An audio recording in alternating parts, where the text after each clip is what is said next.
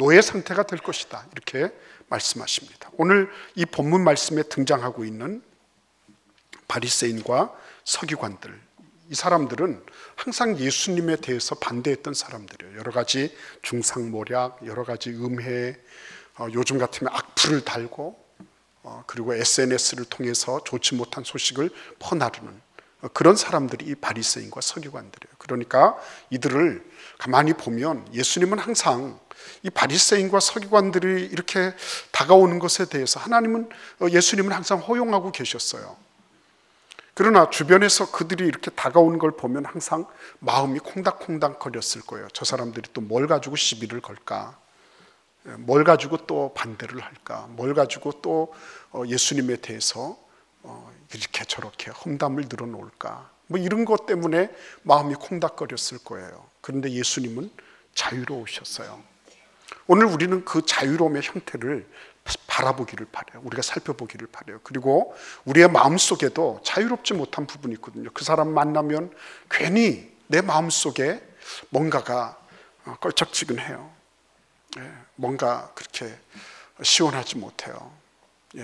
구역에서도 어디에서도 만나면 그냥 대면하고 적당한 거리를 두고 싶지, 그 사람하고 이렇게 말을 섞거나 같이 뭘 하거나 이거 부담스러워요. 그 뭔가가 있는 거죠. 그렇죠? 우리의 마음속에 자유롭지 못한 뭔가가 있다는 것은 내가 진리 안에 거하고 있지 못함을 방증하는 것이다. 그래 예수님께서는 오늘 어떻게 이 본문 말씀을 통해서 우리로 하여금 진리에 거하게 하시는가, 그것을 우리가 살펴보고자 하는 것입니다.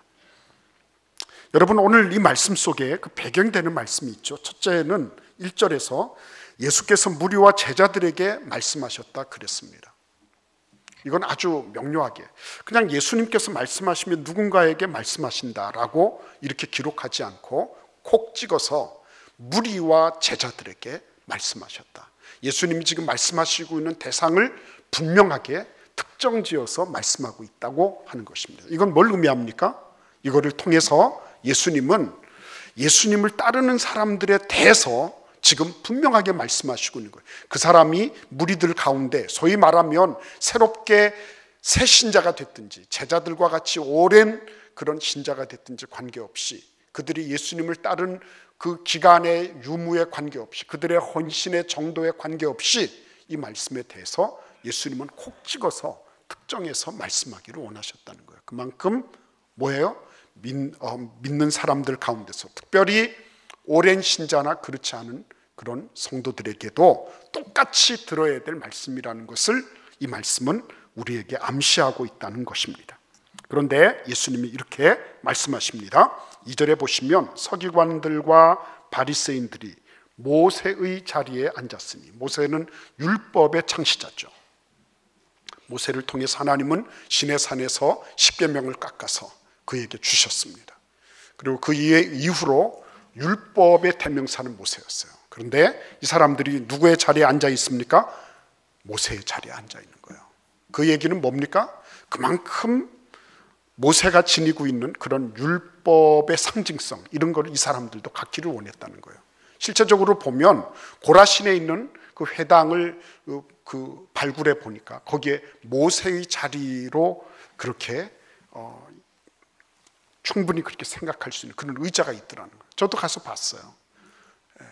우리 청년들도 가서 봤어요. 그 모세의 자리가 있어요. 거기 앉아서 모세연 하는 거예요. 모세와 같이 그렇게 자기가 율법의 권위를 가진 어떤 존재로 자리매김을 하기를 원했던 것입니다. 그래서 그들은 급기야는 이렇게 말하게 됐어요. 8절부터 10절을 보시면 너희는 랍비라 칭함을 받지 말라. 너희 선생은 하나요, 너희는 다 형제니라. 땅에 있는 자를 아버지라 하지 말라. 너희 아버지는 한 분이시니 곧 하늘에 계신 이시니라. 또한 지도자라 칭함을 받지 말라. 너희의 지도자는 한 분이시니 곧 그리스도시니라. 이들이 다들 랍비다, 아버지다, 지도자다, 그런 칭함을 받기를 원했던 거예요.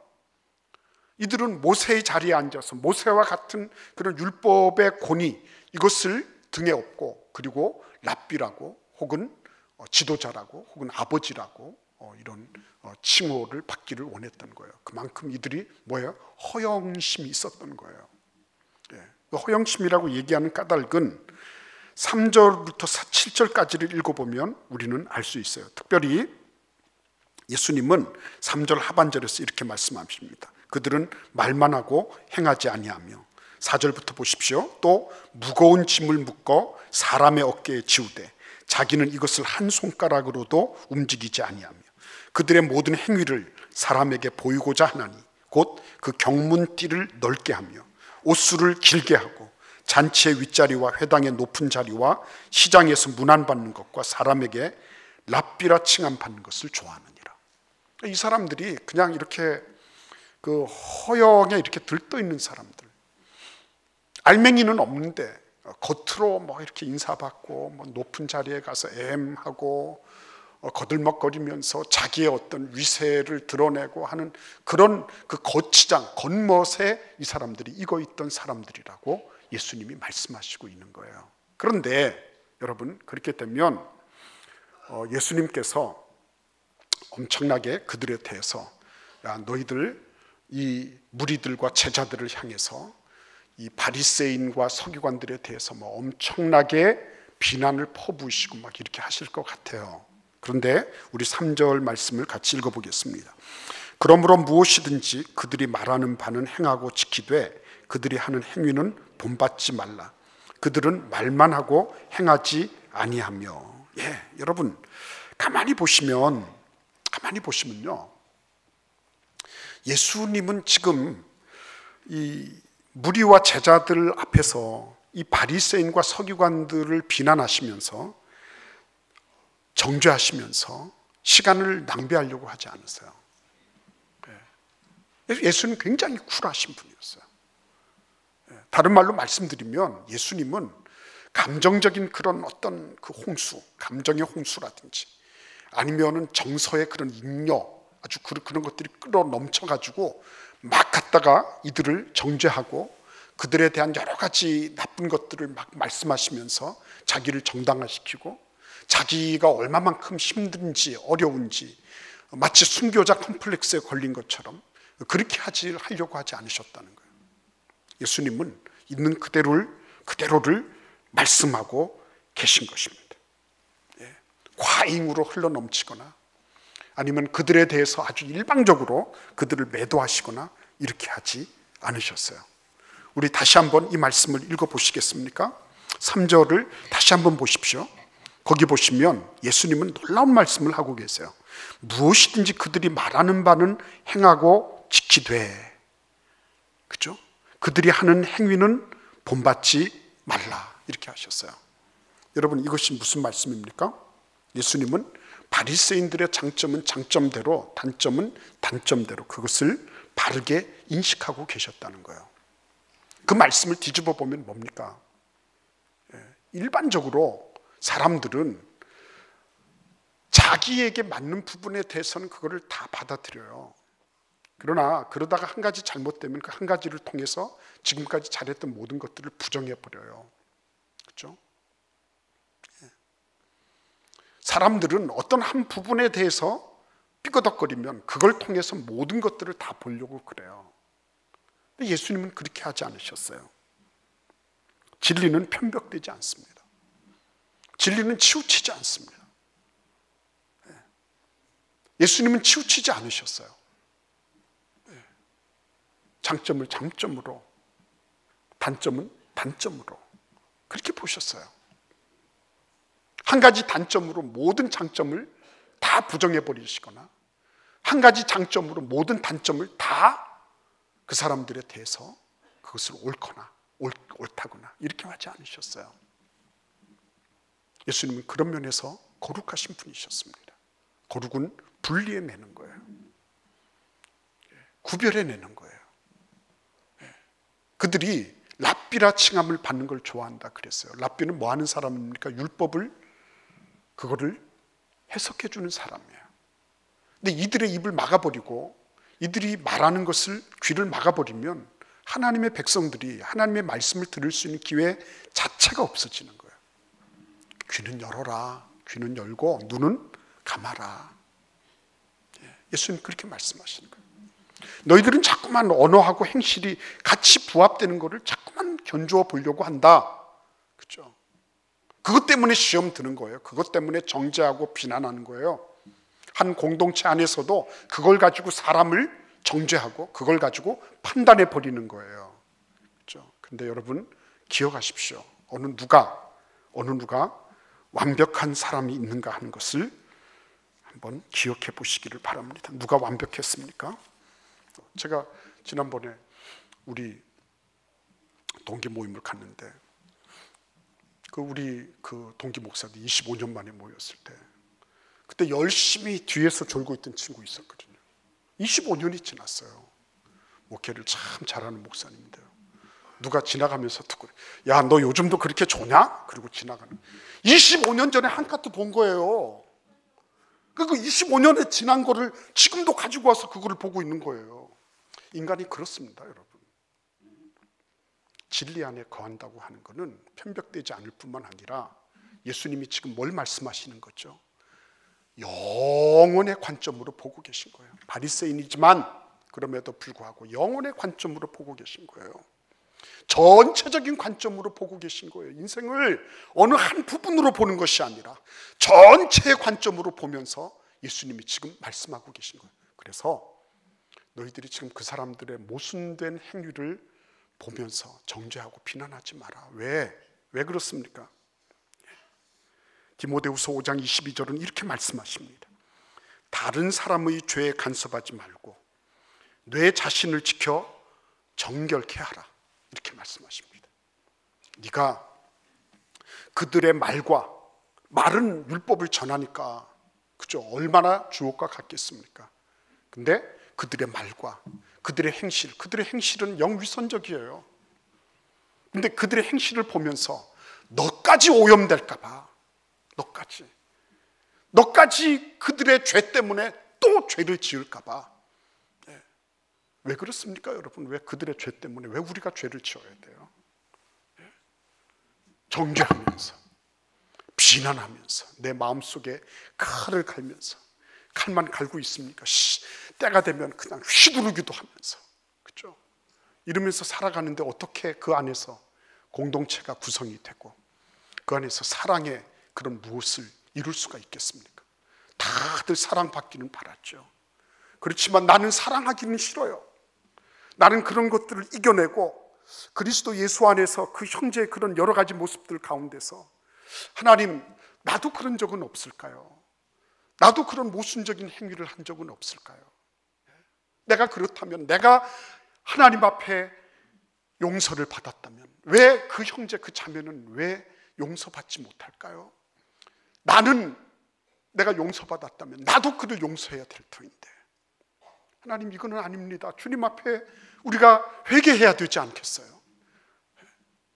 사순절을 지나면서 예수의 십자가는 내가 묵상한다 그러면서 내 안에는 여전히 용납하지 못하고 용서하지 못하고, 언제 어느 때 들었던 말 한마디, 언제 어느 때 봤던 그의 행실 하나를 가지고 끝까지 그거를 계속 지속 반복하면서, 그건 동영상도 아니에요. 그건 정지화면이에요. 근데 그 정지화면 하나를 가지고 그를 전부 정죄하고 판단하고 있다면 그게 과연 하나님 앞에 합당한 일이냐는 거예요. 그게 진리에 부합되느냐는 거예요. 예수님은 우리가 흠도 티도 없이 보존되기를 원하십니다. 예수님의 우선순위는 바리새인들과 서기관들에 대해서 이제 예수님이 말씀하실 거예요. 그럼에도 불구하고 먼저 이 무리와 제자들을 향하여 너희가 먼저 보존되어야 된다. 그들 때문에 시험 들고 그들 때문에 갈등하고, 내가 교회를 가야 될지 말아야 될지, 신앙을 지녀야 될지 말아야 될지 이렇게 흔들거리고, 그렇죠? 그렇게 하지 말라는 거예요. 진리는 먼저 하나님 앞에 내 자신이 바로 서는 거예요. 그 사람 바로 세우려고 하지 마세요. 내가 먼저 서는 거예요. 그 사람이 어떠고 저떠고 그러는 순간 자기도 떨어져 있어요. 자기도 넘어져 있는 거예요. 왜 다른 사람 죄 짓는 걸 가지고 내가 거기에 같이 역성 들면서 같이 죄 짓는 자리로 전락합니까? 예수님께서 그렇다고 해서 우리를 문외하로 만드시거나 우리가 전혀 비판 정신 없이 살아가라 이렇게 말씀하지 않으세요. 오늘 말씀을 보시면 분명히 나오잖아요. 예수님은 다 알고 계셨어요. 바리새인과 서기관들의 문제가 뭔지 알고 계셨어요. 그리고 그걸 말씀하시고 있어요. 그러나 너희들은 보존되어야 된다는 거예요. 너희들의 마음은 정결해야 된다. 그들의 죄 때문에 같이 죄에 휩쓸리거나 그들이 가지고 있는 좁은 그런 어떤 편견과 편협한 그런 시각이 아니라 영원 전부터 영원 후까지 계신 하나님의 관점으로 사람들을 볼 수 있어야 된다는 것, 그걸 지금 우리에게 말씀하고 계신 것입니다. 우리는 자꾸만 언어를 통해서 그 사람의 행위를 보려고 합니다. 행위를 통해서 그 사람의 언어가 진짜인지 아닌지를 검증해 보려고 합니다. 그래서 이런 것들을 검증해 보려고 하니까, 그러니까 여러 가지 많은 문제들이 생기는 것입니다. 어느 한때 한 컷이 제대로 되면 야, 이 사람 진짜다 그럽니다. 어느 한 것이 잘못되어 있다 그러면 그 사람 전체를 다 매도해 버립니다. 그래서 패자 부활전이 없어요. 패자 부활전이 없어요. 그리고 어느 한 것이 좋았는데 어느 날 갑자기 자기가 실망할 만한 무엇이 생겨요. 그럼 믿을 놈 하나도 없다 그래요. 왜요? 진리에 서 있지 않으니까. 진리에 서 있지 않으니까 그런 거예요. 말씀의 기반에 서 있지 않으니까 그래요. 진리는 전반적인 것입니다. 온 땅에 미칠 기쁨의 큰 소식이라고 천사가 예수님이 오실 때 그렇게 노래했어요. 기쁨의 큰 기쁨의 소식, 모든 사람에게 미칠, 한 사람도 예외 없이 미칠 그런 기쁨의 큰 소식이에요. 큰 범주를 가지고 있는 거예요. 그게 진리예요. 진리 안에 있을 때만 우리는 그래서 사람을 사람으로 볼 수 있고요, 관계의 자유를 누릴 수 있는 거예요. 부부간에도 내가 오래 사니까 내가 너를 다 안다? 천만의 말씀이에요. 인간이라는 건 모를 때가 많아요. 우리는 부분적으로 알 뿐이에요. 내가 경험한 것만 알 뿐이에요. 그리고 나머지는 소설을 쓸 뿐이에요. 여러분 기억하십시오. 진리에 서 있지 않으면 얼마든지 우리는 잠재적 배반자가 될 수 있고, 그런 잠재적 배반자들을 만날 수 있는 거예요. 하나님 앞에 그러기 때문에 쉽게 판단하거나 아니면 쉽게 엎어지거나 그런 거 아닙니다. 형제를 형제로, 자매를 자매로 예수님 안에서 큰 범주를 가지고 제대로 볼 수 있을 때, 그때만 우리는 관계에서 자유를 누릴 수가 있는 것입니다. 예수님은 자유를 누리신 분이에요. 바리새인이 오든지 서기관이 오든지 누가 오든지 간에 예수님은 그들 때문에 방문을 걸어 잠그신다든지 문턱을 높여서 면회 시간, 면회 사절을 하신다든지 이렇게 하지 않으셨어요. 예수님은 그들이 오든지 누가 오든지 다 받아들였어요. 문턱 없이 받아들였습니다. 편견 없이 사심 없이 받아들였어요. 그게 진리예요. 그게 진리입니다.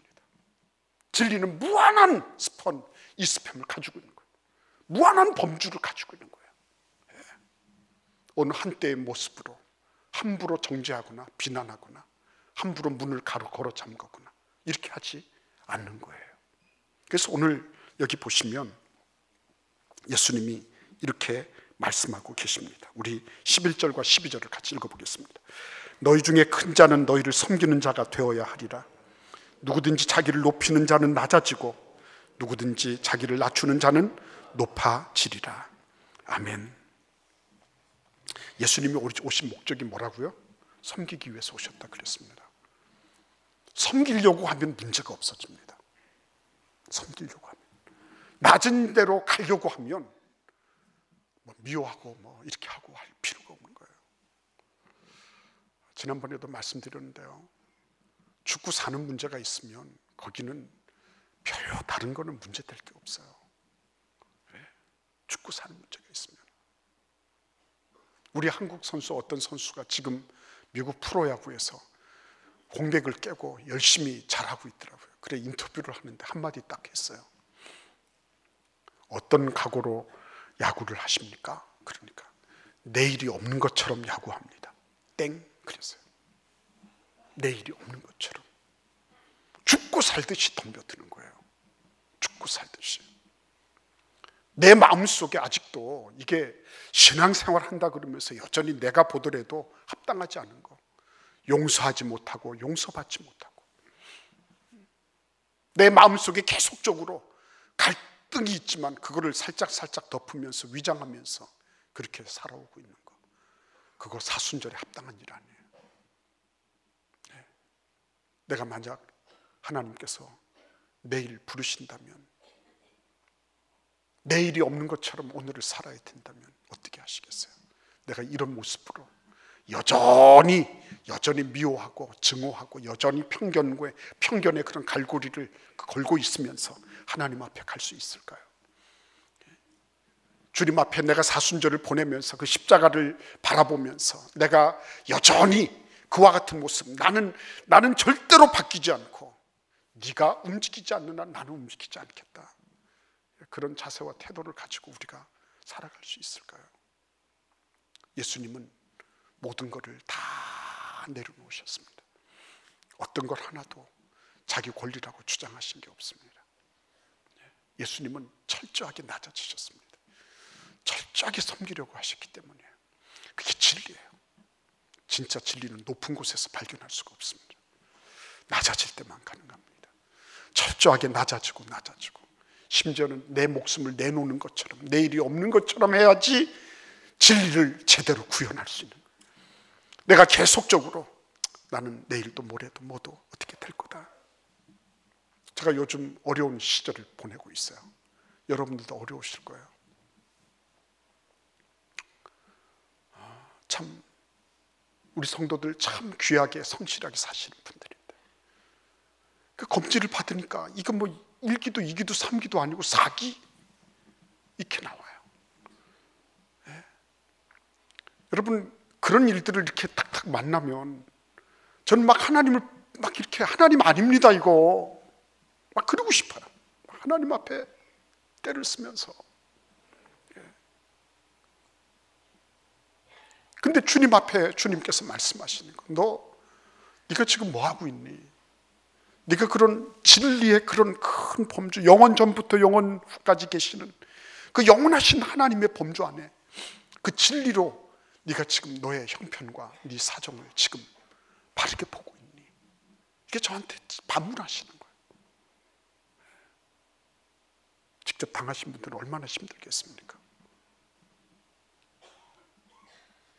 근데 정말 그 진리의 큰 범주로 예수께서 보시는 것처럼 그러시면서 하나님 앞에 바르게 서서 가는 거, 이걸 예수님은 간절히 원하고 계셨어요. 그래서 23장 뒤에 보시면 화 있을진저 그러시면서 예수님이 바리새인과 서기관들을 꾸짖는 장면이 나와요. 그거는 그들을 향해서 말씀하시는 거예요. 너희가 이러면서 예수님 말씀하고 계세요. 그러니까 청중이 다른 거예요. 청중이. 여러분, 우리가 지금 당면하고 있는 이런 여러 가지 상황 속에서 예수님은 우리가 귀는 열고 눈은 감아라, 그거 부인해야 돼요. 그거. 하나님의 말씀은 듣고 인간들의 그런 여러 가지 행태들, 인간 사회에서 일어나는 이런 일들에 대해서 하지 마라. 그러나 우선적으로 네가 그 들은 대로 먼저 이해해라. 그래야지 변화가 있다. 그거 뭐 가서 성토하고 이런다고 안 변해요. 우리가 때로는 성토할 때도 있죠. 모일 때도 있을 거예요. 그러나 그런다고 해서 변화되는 건 아니에요. 내가 먼저 하나님 앞에 말씀대로 살고 내 자신이 먼저 거룩하고 성결하게 보호를 입고 그 진리의 큰 범주 안에서 사람들을 보면서 용납하고 용서할 때, 그때 주님께서 우리에게 자유함을 주시는 거예요. 이 사순절에 그런 자유함을 누리는 축복이 있기를 바랍니다. 기도하겠습니다.